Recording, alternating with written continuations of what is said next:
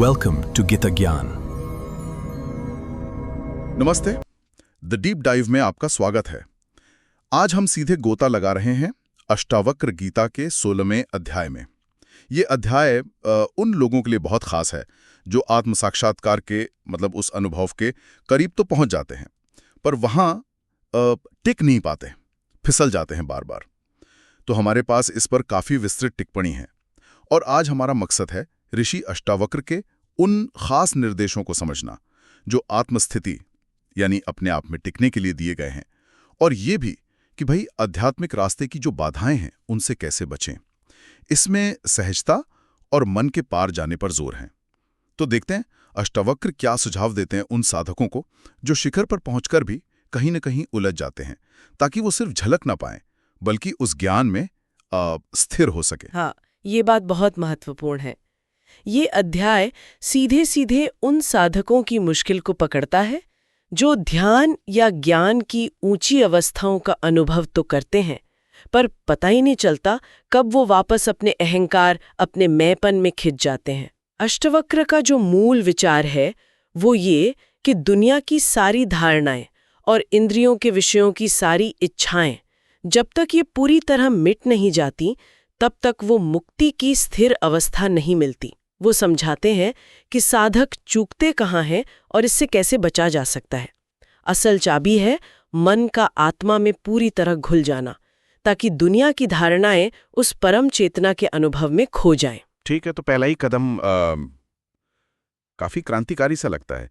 पहले श्लोक में अष्टावक्र कहते हैं, हे पुत्र, तुम विभिन्न शास्त्रों पर अनेक बार अनेक प्रकार से बोल सकते हो या उन्हें सुन सकते हो, फिर भी जब तक तुम सब कुछ भूल नहीं जाते तब तक तुम आत्मस्वरूप में स्थित नहीं हो सकते। सब कुछ भूल जाना, इसका मतलब क्या हुआ? इतना पढ़ना सुनना, ये शास्त्र, ये ज्ञान सब बेकार है। हाँ, यहाँ अष्टावक्र का जो नजरिया है ना, वो बिल्कुल निरपेक्षवादी है, एब्सोल्यूटिस्ट। उनके लिए वो जो एक परम सत्य है, पारलौकिक आत्मा, उसके सिवा कुछ असल में है ही नहीं। न ईश्वर मतलब एक अलग सत्ता के रूप में, न ये ब्रह्मांड, न हमारा ये छोटा सा मैं। तो इस हिसाब से शास्त्र पढ़ना या उन पर बोलना, ये सब क्या है? शब्दों का खेल। हाँ, बस शब्दों का ज्ञान। ये वो परम सत्य का अनुभव नहीं है जिसकी तरफ शास्त्र इशारा कर रहे हैं। और सब कुछ भूल जाना, सर्व विस्मरण, इसका मतलब ये नहीं कि याददाश्त चली गई। इसका मतलब है वो जो अतीत के अनुभव हैं, धारणाएं हैं, चीजों की स्मृतियां हैं, उनसे अपनी पहचान हटा लेना, उनसे ऊपर उठ जाना। असल में हम जिसे अहंकार कहते हैं वो है क्या चीज? है ना, मतलब वो मैं का भाव जो हमारी यादों से, अनुभवों से, ज्ञान से, पहचानों से बनता है। कोई पूछता आप कौन है, तो हम अपनी यादों का ही तो हिसाब देते हैं। तो जब ये सारी स्मृतियां जिनसे हमारा मैं बना है वो पूरी तरह मिट जाती हैं, जैसे गहरी नींद में होता है या बेहोशी में, तब अहंकार भी नहीं रहता। सही बात है। और शास्त्रों का ज्ञान, वो भी तो एक तरह की स्मृति ही है, जानकारी है। लेकिन अगर इससे मैं जानता हूं वाला भाव मजबूत हो गया तो यही ज्ञान बंधन बन जाता है। इसीलिए कठोपनिषद में कहा है कि आत्मा सिर्फ पढ़ने या बुद्धि से नहीं मिलती है, वो जिसे खुद चुनती है, मतलब जो पूरी तरह समर्पित है, उसी पर अपना रूप प्रकट करती है। पंचदशी का उदाहरण भी यही कहता है, जैसे अनाज चाहिए तो भूसी फेंक देते हैं ना। हाँ। वैसे ही ज्ञानी को शास्त्रों के शब्दों को पकड़कर नहीं रखना चाहिए, उनके सार को, उनके अनुभव को जीकर शब्दों को भूल जाना चाहिए। वो जो आत्मस्थिति है, स्वास्थ्यम, वो तभी मिलती है जब मन पूरी तरह आत्मा में घुल जाए, ज्ञाता ज्ञान ज्ञेय का फर्क मिट जाए। अच्छा, तो ये भूलना असल में मन की जो कंडीशनिंग है, वो जो स्मृति पर आधारित पहचान है, उसे मिटाना है जिससे हम खुद को जानते हैं। अगर पहला श्लोक ज्ञान को भी भूलने को कह रहा है तो फिर सवाल उठता है कि ये दुनियावी कर्म हैं, भोग हैं या फिर ध्यान, समाधि, इनका क्या महत्व है? दूसरा श्लोक शायद इसी तरफ इशारा कर रहा है। हे बुद्धिमान, तुम संसार का भोग कर सकते हो, कर्म कर सकते हो या मानसिक एकाग्रता, समाधि का अभ्यास कर सकते हो, लेकिन तुम्हारा मन फिर भी तुम्हारे सच्चे स्वरूप के लिए तरसेगा, जो सभी वस्तुओं से परे है और जिसमें सभी इच्छाएं शांत हो जाती हैं। तो क्या इसका ये मतलब है कि कोई भी बाहरी सफलता या आध्यात्मिक प्रैक्टिस हमें वो स्थायी शांति नहीं दे सकती? बिल्कुल। अगर हम इसे थोड़ा बड़े पैमाने पर देखें, ये जो तथ्य है कि हर कोई अपनी इच्छाओं के पीछे भाग रहा है, उन्हें पूरा करने के लिए बेचैन है, ये खुद ही दिखाता है कि इंसान का मन असल में इच्छाओं से मुक्त होना चाहता है, क्योंकि हर इच्छा एक तरह की कमी का एहसास कराती है, एक बेचैनी लाती है। हाँ, इच्छा मतलब कुछ कमी है। हाँ, और जब कोई इच्छा पूरी होती है तो हमें जो थोड़ी देर के लिए शांति या खुशी मिलती है ना, वो उस मिली हुई चीज से नहीं आती। वो असल में उस इच्छा के शांत हो जाने से आती है, जिससे मन एक पल के लिए अपने असली शांत स्वभाव के करीब आ जाता है। इसीलिए चाहे कोई कितना भी सफल हो जाए, चाहे वो इंद्रिय सुख भोगने में हो जो मन का स्तर है, या कर्तव्य निभाने या कर्म करने में हो जो शरीर का स्तर है, या फिर गहरे चिंतन या समाधि में जो बुद्धि का स्तर है, फिर भी कहीं न कहीं एक खालीपन सा, एक अधूरापन बना रहता है। मन अंदर ही अंदर अपने उस असली घर के लिए, उस वास्तविक स्वरूप के लिए तरसता रहता है, जो इन सारे औजारों से, मतलब शरीर, मन, बुद्धि से और बाहरी चीजों से, इच्छाओं से, जुनूनों से, सबसे पूरी तरह परे है, जहां कोई कमी है ही नहीं। और यहीं पर बात और भी दिलचस्प हो जाती है। तीसरा श्लोक तो ऐसा लगता है जैसे हमारी पूरी मॉडर्न लाइफस्टाइल पर ही सवाल उठा रहा है। ये कहता है प्रयास करने के कारण ही सब दुखी हैं, लेकिन कोई भी इसे समझता नहीं है। केवल इस उपदेश की सच्चाई से ही भाग्यशाली व्यक्ति मुक्ति, निवृत्ति प्राप्त करता है। ये तो हम तो हमेशा सुनते आए हैं कि कोशिश करो, मेहनत करो, तभी सफलता मिलेगी। और यहां कहा जा रहा है कि प्रयास ही दुख का कारण है। सही कहा आपने। ये हमारी मान्यताओं के बिल्कुल उल्टा लगता है। समाज में जब हर कोई अपनी कभी न खत्म होने वाली इच्छाओं को पूरा करने के लिए लगातार हाथ पैर मारता है, दौड़ता रहता है, तो नतीजा क्या होता है? Stress, tension. हाँ, संघर्ष, कंपटीशन, तनाव, निराशा, जिसे हम अक्सर हेल्दी कॉम्पिटिटिव लाइफ कहकर अच्छा बताते हैं। अष्टावक्र उसे एक दुख भरी चूहा दौड़ की तरह देखते हैं, जहां हर कोई भाग रहा है पर शांति किसी को नहीं मिल रही। और सबसे बड़ी विडंबना, मतलब आयरनी, ये है कि लोग समझ ही नहीं पाते कि उनकी ये जो अथक दौड़ है, ये लगातार कुछ पाने या बदलने का प्रयास है। यही उनके दुख का असली कारण है। योग वासिष्ठ में भी कुछ ऐसा ही कहा गया है कि परम अवस्था के अज्ञान में, कर्मों में खुद को थकाते हुए, फलों की चिंता में लगातार जलते हुए, हाय, मनुष्य कभी सत्य पर विचार ही नहीं करता। ये समझ लेना कि बाहरी चीजों को पाने या बदलने का ये जो लगातार प्रयास है, ये कर्ता भाव है, यही दुख की जड़ है, यही पहला कदम है। ये समझ आते ही जीवन की नाव इच्छाओं और कोशिशों के तूफानी समंदर से निकलकर आत्मा की शांति और सुरक्षा की तरफ मुड़ने लगती है। इसी गहरी समझ को पा लेना ही श्लोक में भाग्यशाली या धन्य होना कहा गया है। वाह, ये समझ आना ही अपने आप में बहुत बड़ी बात है। लेकिन चौथा श्लोक, ये तो शायद सबसे ज्यादा चौंकाने वाला है। सुख उस परम आलसी, आलस्य धुरीन का है, जिसे पलकें झपकाने के प्रयास से भी कष्ट होता है। ये किसी और का नहीं है। परम आलसी, क्या मतलब हो सकता है इसका? ये तो सामान्य बुद्धि के बिल्कुल ही खिलाफ है।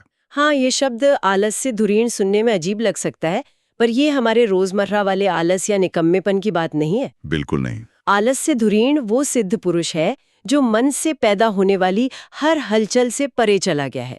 देखिए, हमारी बाहरी दुनिया में जो भी हम करते हैं, बोलना, चलना, काम करना, ये सब हमारे अंदर चल रहे विचारों, इच्छाओं, संकल्पों का ही तो बाहरी रूप है। हाँ, अंदर कुछ होता है तभी बाहर एक्शन होता है। बिल्कुल।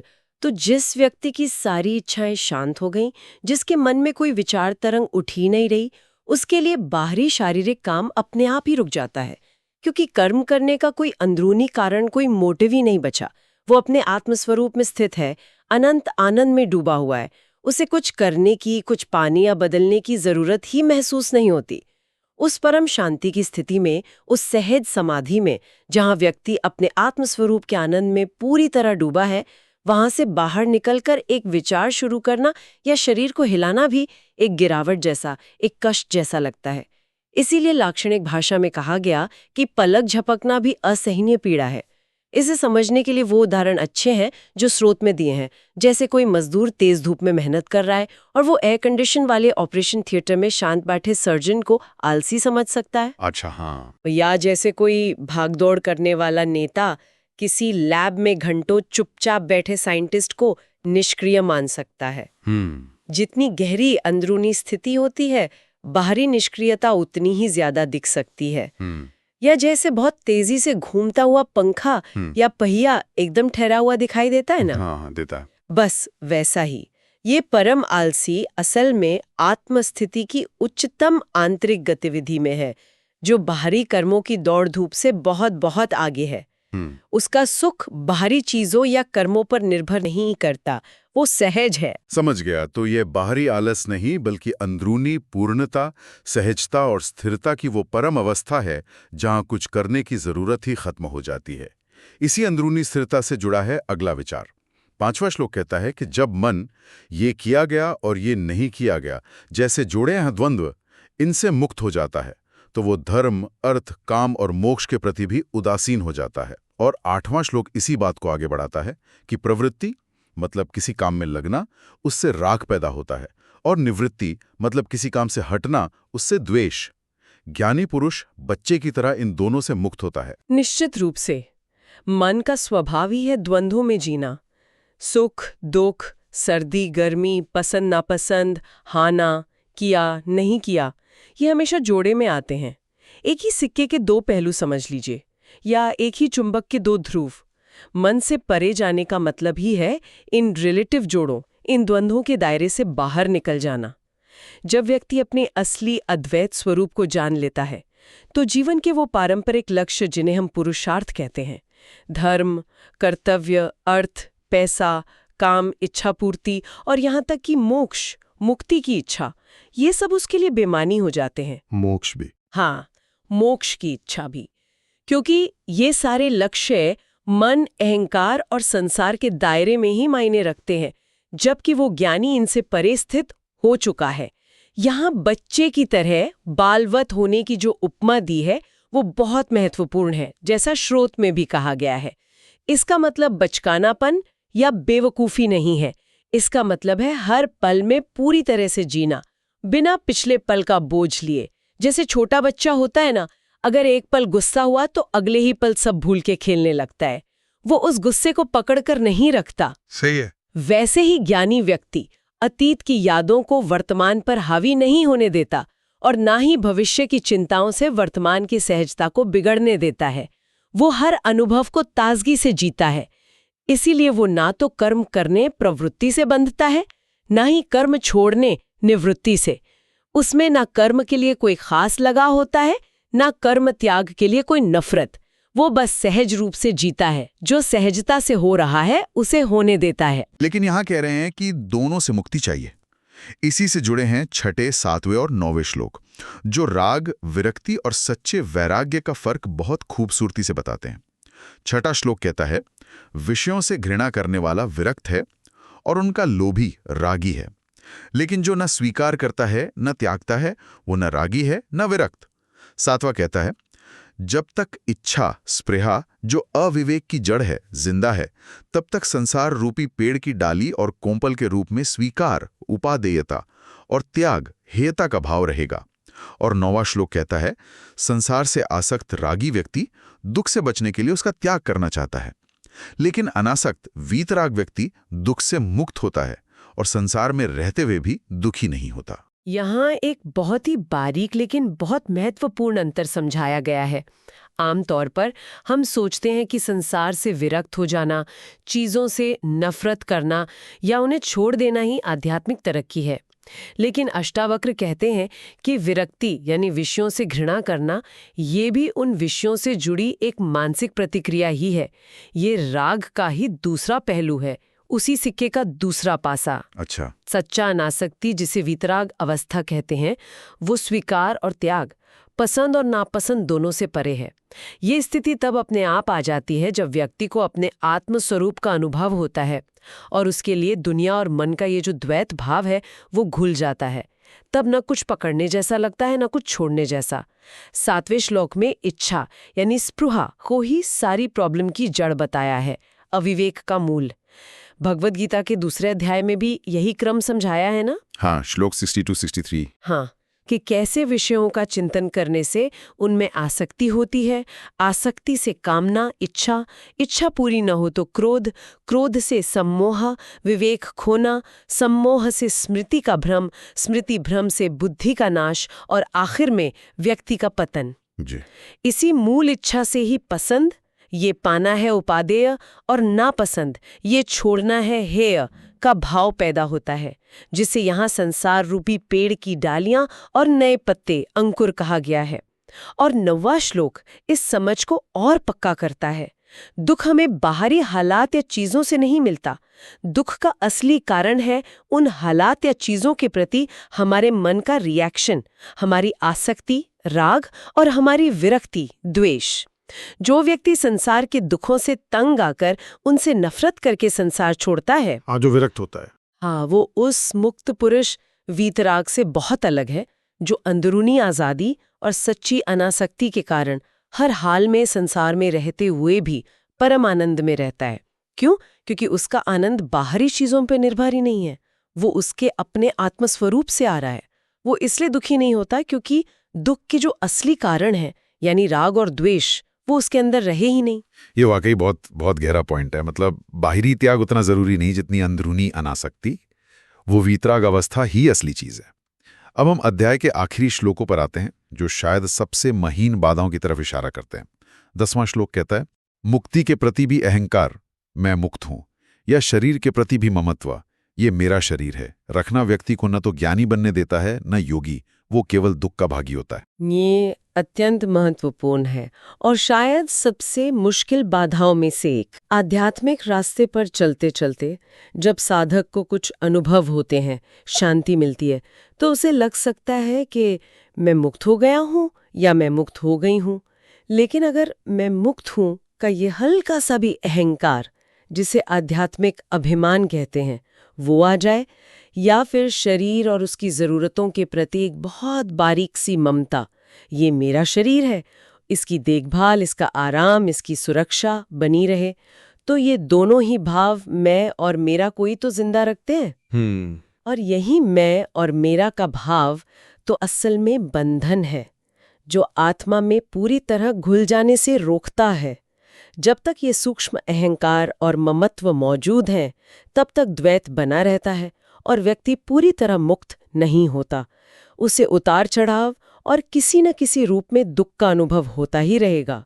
और 11वां आखिरी श्लोक तो जैसे इस पूरी चर्चा पर, खासकर वो सब कुछ भूल जाने वाली बात पर, एक निर्णायक मोहर लगा देता है। यदि शिव, विष्णु या कमल जन्मा ब्रह्मा भी तुम्हारे उपदेशक हों, फिर भी जब तक तुम सब कुछ भूल नहीं जाते, तुम आत्मस्थिति प्राप्त नहीं कर सकते। ये श्लोक आखिरी जिम्मेदारी साधक पर ही डालता है। गुरु चाहे वे कितने ही महान क्यों ना हो, यहाँ तक कि त्रिदेव शिव, विष्णु, ब्रह्मा ही क्यों ना हो, वे केवल रास्ता दिखा सकते हैं, प्रेरणा दे सकते हैं, गाइड कर सकते हैं। लेकिन जो आखिरी कदम है, अपने अहंकार रूपी स्मृति पुंज को पूरी तरह मिटाना, उस सब कुछ भूल जाने, सर्व विस्मरण की अवस्था को पाना, ये काम व्यक्ति को खुद ही करना पड़ता है। कोई और आपके लिए ये नहीं कर सकता। जैसा योग वाशिष्ठ में भी कहा है, जिसने खुद आत्मा पर विचार नहीं किया, जिसने अपने मन को नहीं जीता, उसे माधव विष्णु भी ज्ञान नहीं दे सकते, भले ही उसने लंबे समय तक भगवान की पूजा की हो और उसमें परम भक्ति हो। अच्छा, गुरु की कृपा तभी पूरी तरह काम करती है जब शिष्य भी तैयार हो। मतलब उसने अपने उस छोटे मैं भाव को, अपनी यादों और धारणाओं के बोझ को छोड़ने की पूरी तैयारी कर ली हो। सब कुछ भूल जाना, यानी अपने उस छोटे मैं को भूल जाना ही आत्मस्थिति के लिए सबसे जरूरी है। तो अगर हम इस पूरी बातचीत का एक सार निकालें तो क्या कहेंगे? ऐसा लगता है कि सच्ची आत्मस्थिति सिर्फ किताबी ज्ञान या दिमागी समझ से कहीं आगे की चीज है। ये हर तरह की कोशिश से, इच्छाओं से, पसंद नापसंद यानी राग द्वेष से, और यहाँ तक कि मैं ज्ञानी हूँ या मैं मुक्त हूँ जैसे बहुत महीन अहंकार से भी परे जाने की बात है। कुंजी शायद उसी भूलने में है, मन और उसकी बनाई हुई दुनिया, उसकी स्मृतियों को शांत, साक्षी आत्मा में पूरी तरह विलीन कर देने में। बिल्कुल सही कहा। सार यही है, बाहरी कर्मकांड या त्याग की बजाय अंदरूनी सहजता, द्वंद्वों से पूरी तरह मुक्ति और अपने आत्मस्वरूप को ही एकमात्र सत्य मानना। यही दुख से हमेशा के लिए मुक्ति दिलाता है, फिर चाहे बाहरी हालात कैसे भी हों। वो परम आलसी असल में आलसी नहीं है, बल्कि अपने सहज स्वरूप में स्थित होने के कारण परम सक्रिय है। एक ऐसी अंदरूनी सक्रियता जहां बाहरी कर्म की जरूरत ही खत्म हो जाती है। और ये स्थिति जबरदस्ती की कोशिश से नहीं आती, ये गहरी समझ, समर्पण और सब कुछ भूल जाने से आती है। इस गहरी बातचीत के बाद एक विचार मन में आ रहा है, जिस पर शायद सुनने वाले भी सोचना चाहेंगे, कि जिसे हम अपनी स्मृति, अपनी पहचान, अपना अहंकार कहते हैं, उसे पूरी तरह से जड़ से भूल जाने का वास्तव में क्या मतलब होगा? अगर हम अपना सारा अतीत, अपनी सारी सीखी हुई बातें, अपनी पसंद नापसंद, अपना मैंपन ही पूरी तरह भूल जाएं, तो उस परम विस्मरण की अवस्था में क्या बचेगा, या शायद क्या मिलेगा? ये थी हमारी आज की गहरी पड़ताल अष्टावक्र गीता के 16वें अध्याय पर।